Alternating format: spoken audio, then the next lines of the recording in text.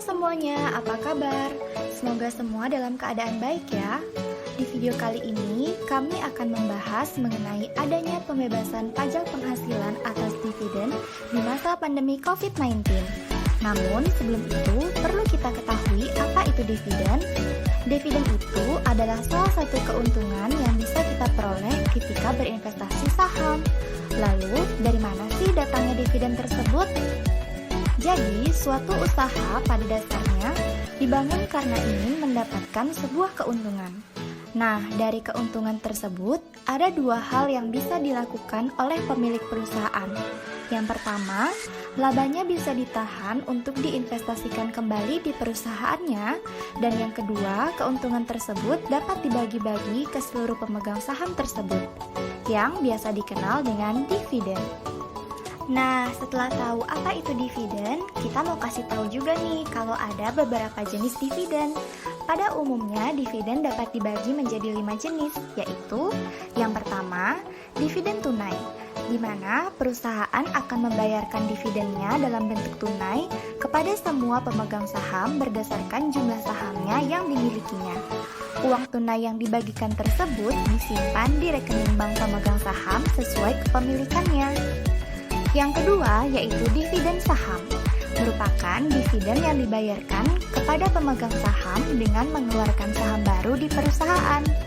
Yang ketiga yaitu dividen properti, adalah pembayaran dividen yang dilakukan dalam bentuk properti dan bukan dalam bentuk tunai. Dividen properti dapat dalam bentuk apapun seperti persediaan, aset, kendaraan, real estate, dan lain sebagainya. Yang keempat, ada dividen scrip, adalah pembayaran dividen dalam bentuk surat janji utang untuk membayar pemegang saham dengan jangka waktu yang disepakati antara perusahaan dan pemegang saham.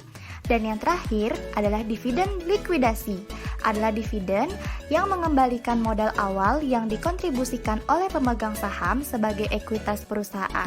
Dividen ini pada umumnya terjadi pada saat perusahaan akan mengakhiri operasi bisnisnya atau bangkrut. Teman-teman, ketika memperoleh dividen, kita akan dikenakan pajak. Lalu, apa itu pajak dividen? Pajak dividen merupakan laba atas hasil usaha yang dipungut dan dipotong dengan tarif pajak yang berbeda. Maka dari itu, tarif pajak dividen yang dikenakan harus sesuai berdasarkan penerimaan dividennya, di mana wajib pajak yang menerima dividen tersebut memiliki penghasilan bruto, kemudian dipotong berdasarkan tarif pajaknya. Pemotongan pajak dividen diperoleh dari wajib pajak badan atau orang pribadi, di mana PPh dividen tersebut dapat dijadikan objek pajak atau bukan objek pajak. Pada ketentuan sebelumnya, dividen yang dikecualikan sebagai objek PPh adalah dividen yang diterima badan usaha berbentuk perseroan terbatas atau PT, dengan minimum kepemilikan saham sebesar 25% atau lebih.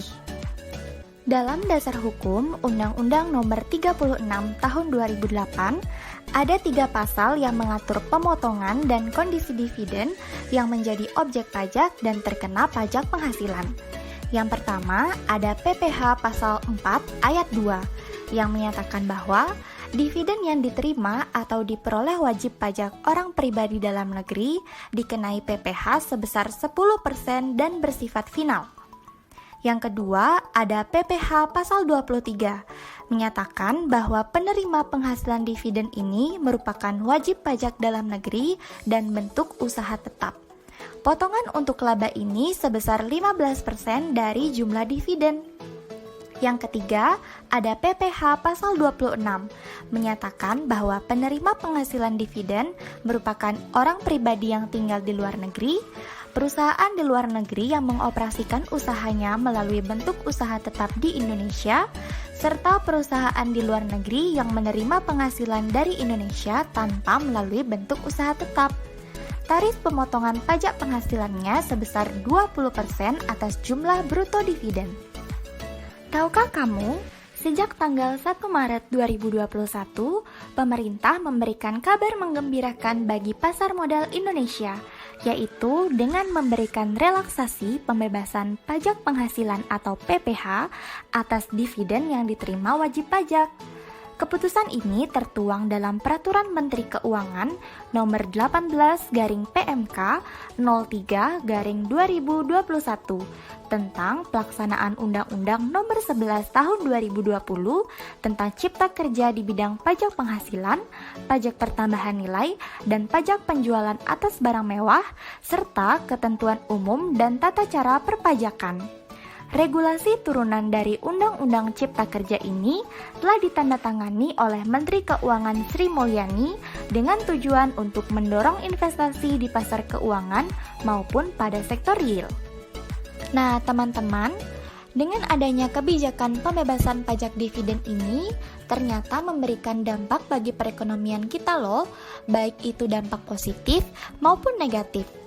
Kebijakan ini berdampak positif untuk menekan tarif pajak efektif bagi pelaku usaha di dalam negeri, berpotensi menghilangkan pajak berganda, serta mengurangi intensi wajib pajak untuk menghindari pajak, di mana hal ini akan berdampak pada peningkatan daya saing investasi Indonesia di kawasan ASEAN. Namun di sisi lain, pembebasan pajak dividen ini berpotensi untuk menggerus penerimaan negara loh. Penerimaan yang hilang harus dapat diantisipasi demi menjamin keberlangsungan penerimaan negara dalam membiayai pembangunan. Namun, pembebasan dividen tersebut ternyata memiliki beberapa syarat yang harus dipenuhi loh. Yuk kita simak syaratnya. Yang pertama, dividen yang dikecualikan dari objek PPh merupakan dividen yang berasal dari dalam negeri dan luar negeri. Yang kedua, dividen yang diterima harus diinvestasikan di wilayah Negara Kesatuan Republik Indonesia dalam jangka waktu tertentu. Yang ketiga, dividen berasal dari badan usaha di luar negeri yang sahamnya diperdagangkan di bursa efek yang diterima atau diperoleh wajib pajak. Yang keempat, dividen harus diinvestasikan di wilayah NKRI dalam jangka waktu tertentu, paling sedikit 30% dari laba setelah pajak. Yang kelima, dividen harus diinvestasikan sebelum Direktur Jenderal Pajak menerbitkan surat ketetapan pajak atas dividen tersebut. Yang keenam, dividen yang diinvestasikan setelah Direktur Jenderal Pajak menerbitkan surat ketetapan pajak atas dividen tersebut tidak akan dikecualikan dari pengenaan PPh. Dan yang ketujuh, dividen yang dibagikan berdasarkan rapat umum pemegang saham. Nah, setelah kita mengetahui tentang kebijakan pembebasan pajak dividen beserta keuntungan-keuntungan yang bisa kita dapatkan dari kebijakan tersebut, tunggu apa lagi? Yuk nabung saham dari sekarang!